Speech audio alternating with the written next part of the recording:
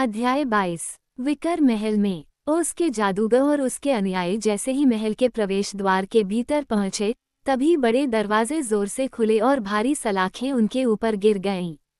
वे बेचैनी से एक दूसरे को देखने लगे, लेकिन किसी ने भी घटना के बारे में बात करने की परवाह नहीं की। अगर वे वाकई विकर महल में कैदी थे, तो ये स्पष्ट था कि उन्हें भागने का कोई रास्ता ढूंढना चाहिए, लेकिन उनका पहला कर्तव्य उस काम को पूरा करना था जिसके लिए वे आए थे, और रॉयल ओज़मा को ढूंढना था, जिसे वे जादूगर की कैदी मानते थे, और उसे बचाना था। उन्होंने पाया कि वे एक चौकोर प्रांगण में प्रवेश कर चुके हैं, जहां से प्रवेश द्वार महल की मुख्य इमारत में जाता था। अब तक कोई भी व्यक्ति उनका स्वागत करने के लिए नहीं आया था। हालांकि दीवार पर बैठा एक भड़कीला मोर हंसी के साथ चिल्ला रहा था और अपनी तीखी तीखी आवाज में कह रहा था, बेचारे मूर्ख, बेचारे मूर्ख। मुझे उम्मीद है कि मोर गलत है, मेढक आदमी ने टिप्पणी की, लेकिन किसी और ने पक्षी पर कोई ध्यान नहीं दिया। वे जगह की शांति और अकेलेपन से थोड़ा भयभीत थे। जैसे ही वे महल के दरवाजे में दाखिल हुए, जो खुले हुए थे, वे भी उनके पीछे बंद हो गए और बड़े बड़े बोल्ट जगह जगह लग गए। सभी जानवर महल में पार्टी के साथ आए थे क्योंकि उन्हें लगा कि उनके लिए अलग होना खतरनाक होगा। उन्हें एक टेढ़े मेढ़े रास्ते पर चलने के लिए मजबूर होना पड़ा, इस तरह से और उस तरह से मुड़ते हुए आखिरकार वे एक बड़े केंद्रीय हॉल में पहुंच गए, जो आकार में गोलाकार था और एक ऊंचे गुंबद के साथ था, जिसमें से एक विशाल झूमर लटका हुआ था। जादूगर सबसे पहले गया और डोरोथी, बेत्सी और ट्रॉट उसके पीछे चले गए। टोटो अपनी छोटी मालकिन के पीछे पीछे चलता रहा। फिर शेर, वूजी और सॉहर्स आए, फिर के द कुकी कुक और बटन ब्राइट, फिर लवेंडर बियर पिंक बियर को लेकर, और अंत में फ्रॉगमैन और पैचवर्क गर्ल, जिसके पीछे हैंक द म्यूल था। तो ये जादूगर ही था जिसने बड़े गुंबददार हॉल की पहली झलक देखी, लेकिन बाकी लोग जल्दी से उसके पीछे चले गए और प्रवेश द्वार के भीतर एक आश्चर्यचकित समूह में इकट्ठा हो गए। एक तरफ एक ऊंचे मंच पर एक भारी मेज थी जिस पर ग्लिंडा की महान पुस्तक रखी हुई थी, लेकिन मंच को फर्श पर मजबूती से बांधा गया था और मेज को मंच से बांधा गया था और पुस्तक को मेज से मजबूती से बांधा गया था, ठीक वैसे ही जैसे ग्लिंडा के महल में रखे जाने पर था। मेज के ऊपर की दीवार पर ओज़मा की जादुई तस्वीर टंगी हुई थी। हॉल के दूसरी तरफ अलमारियों की एक पंक्ति में जादू के सभी रसायन और सार तत्व और सभी जादुई उपकरण रखे हुए थे जो ग्लिंडा और ओज़मा और जादूगर से चुराए गए थे। अलमारियों को कांच के दरवाजे से ढका गया था ताकि कोई भी उन तक न पहुंच सके। और दूर कोने में ओगू शूमेकर बैठा था, उसके पैर आलस से फैले हुए थे, उसके दुबले पतले हाथ उसके सिर के पीछे बंधे हुए थे।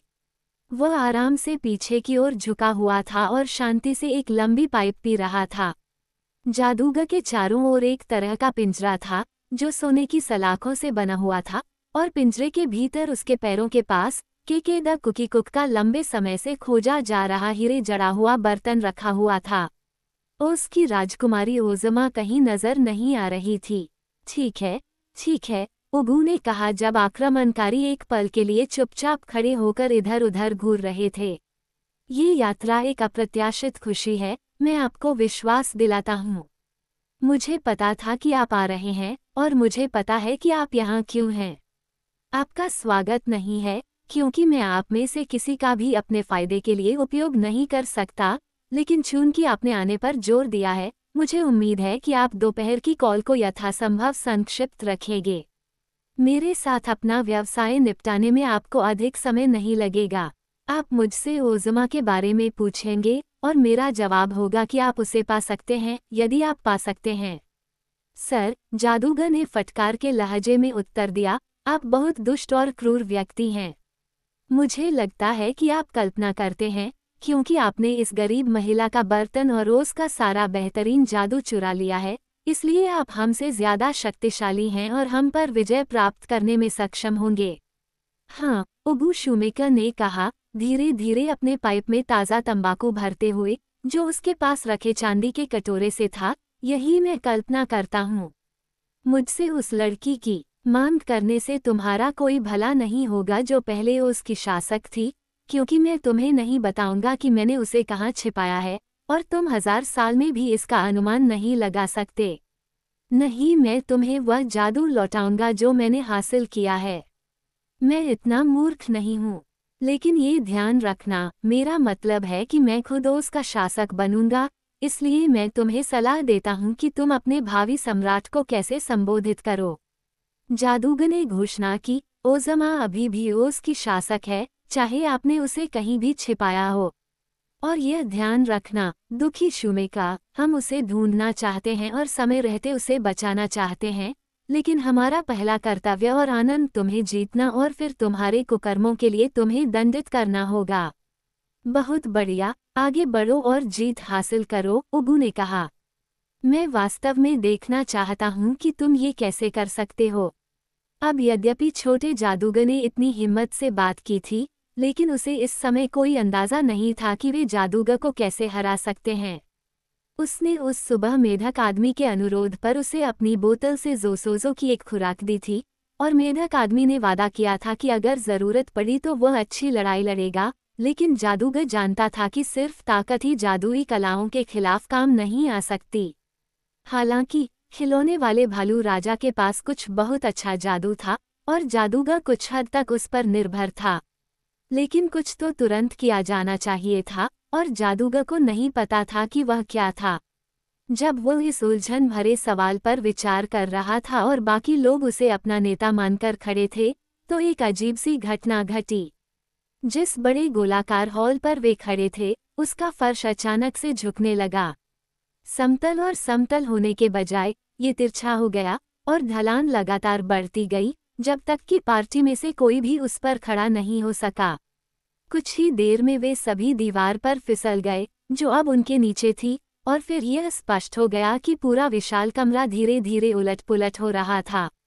केवल ओगू शुमेका, जो अपने सुनहरे पिंजरे की सलाखों से बंधा हुआ था, अपनी पूर्व स्थिति में बना रहा, और दुष्ट जादूगर अपने शिकारों को आश्चर्यचकित करने में बहुत आनंद लेता हुआ प्रतीत हुआ।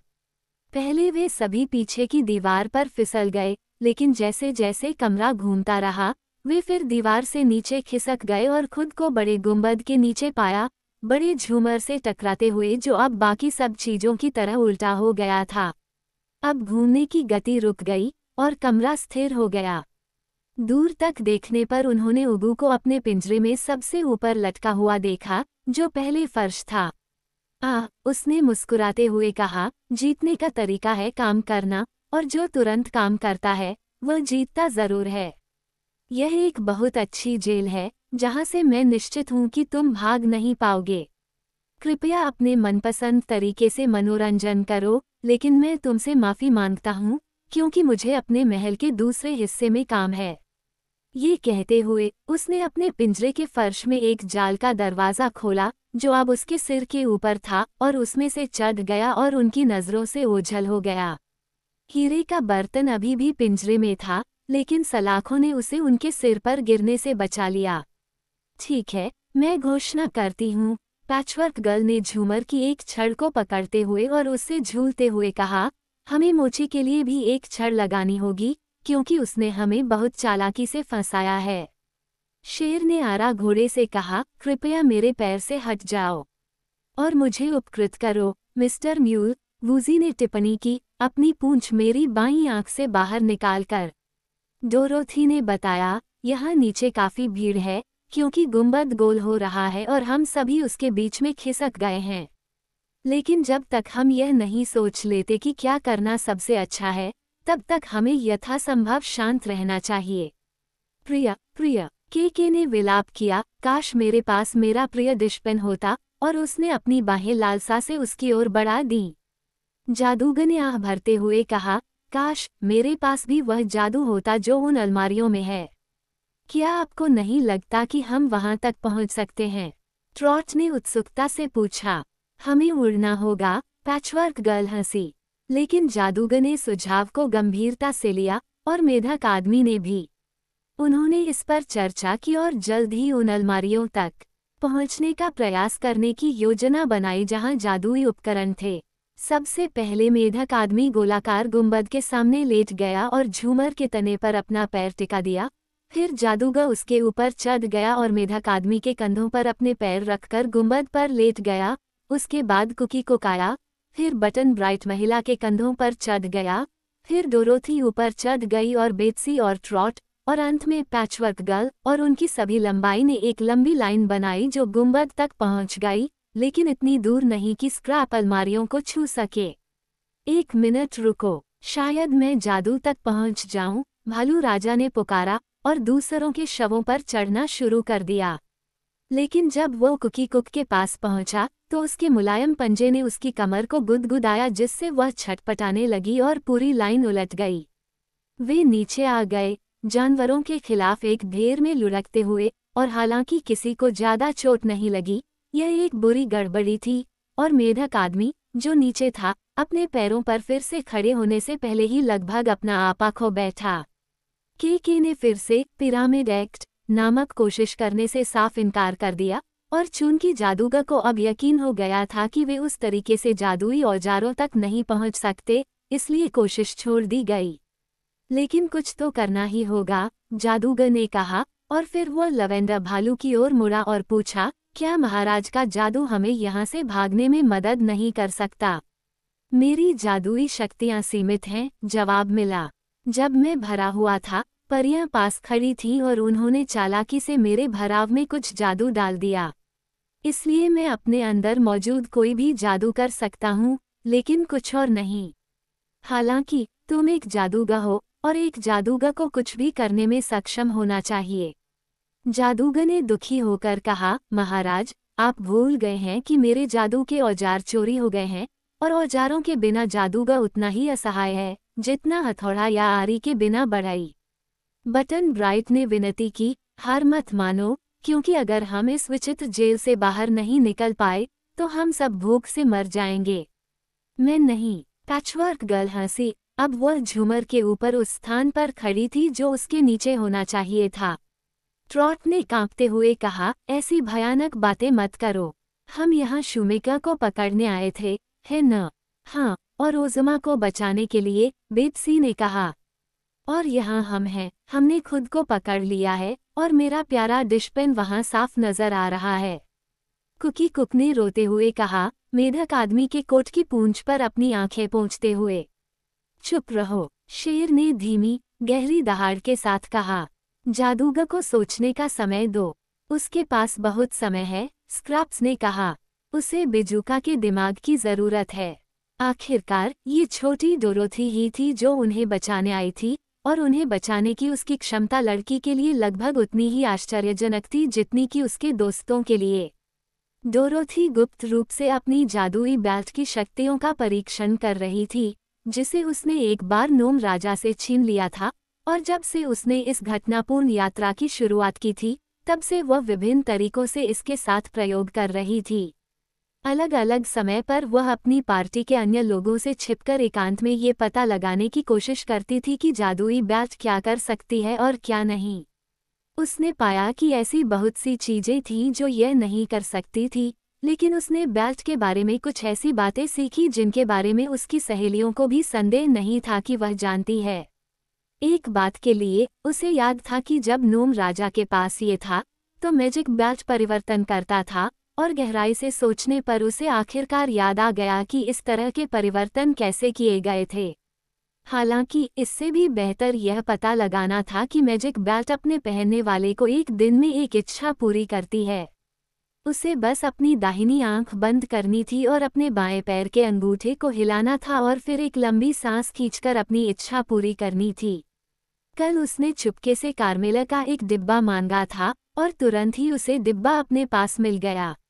आज उसने अपनी रोजाना की इच्छा को सहेज कर रखा था, ताकि अगर उसे किसी आपात स्थिति में इसकी जरूरत पड़े तो वह इच्छा पूरी कर सके, और अब वह समय आ गया था जब उसे अपनी इच्छा का इस्तेमाल करके अपने दोस्तों के साथ उस जेल से भागना था जिसमें ओगू ने उन्हें पकड़ लिया था। इसलिए किसी को ये बताए बिना कि वह क्या करने जा रही है, क्योंकि उसने सिर्फ एक बार ही इच्छा जताई थी और उसे यकीन नहीं था कि जादुई बेल्ट कितनी शक्तिशाली हो सकती है। डोरोथी ने अपनी दाहिनी आंख बंद की और अपने बाएं पैर के अंगूठे को हिलाया और एक लंबी सांस ली और पूरी ताकत से कामना की।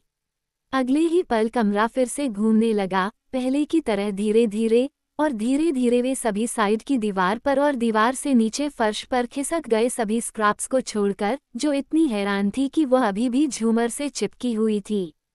जब बड़ा हॉल फिर से अपनी सही जगह पर आ गया और दूसरे लोग उसके फर्श पर मजबूती से खड़े हो गए, तो उन्होंने गुंबद की तरफ देखा और पैचवर्क लड़की को झूमर से झूलते हुए देखा। हे भगवान! डोरोथी चिल्लाई, आप नीचे कैसे उतरेंगे? क्या कमरा घूमता नहीं रहेगा?